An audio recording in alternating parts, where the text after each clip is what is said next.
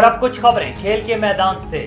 HBL PSL season 9 میں آج 2 matches کھیلے جائیں گے۔ راولپنڈی میں آج کا میچ بارش سے متاثر ہونے کا خدشہ ہے۔ پنڈی کرکٹ اسٹیڈیم میں آج دوپہر 2 بجے پشاور زلمی اور لاہور قلندر، جبکہ شام 7 بجے اسلام آباد یونائیٹڈ اور کوئٹہ گلیڈیٹرز کے درمیان میچ شیڈیول ہے۔ دونوں میچز کے لیے ایک ہی ٹکٹ جاری کیا گیا ہے۔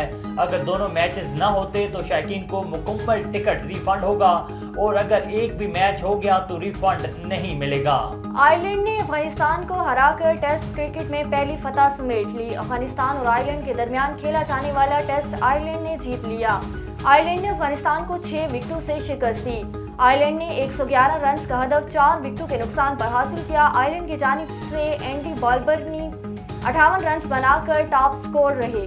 سابق امریکی ریسلر مائک جونز 61 برس کی عمر میں انتقال کر گئے۔ غیر ملکی میڈیا کے مطابق ریسلنگ کی دنیا میں مائیکل جونز ورجل کے نام سے مشہور تھے۔ سابق ریسلر کی موت اسپتال میں ہوئی، تاہم ان کی بیماری کی تفصیلات کو سامنے نہیں لایا گیا۔ غیر ملکی میڈیا کے مطابق سابق ریسلر نے 2022 میں انکشاف کیا تھا کہ انہیں کینسر اور بڑی آنت کا مسئلہ ہے۔ رپورٹ کے مطابق انہیں کئی مرتبہ فالج کا بھی سامنا کرنا پڑا تھا۔ مائیکل جونز کی موت پر WWE اور دیگر ریسلرز کی جانب سے افسوس کا اظہار کیا گیا ہے۔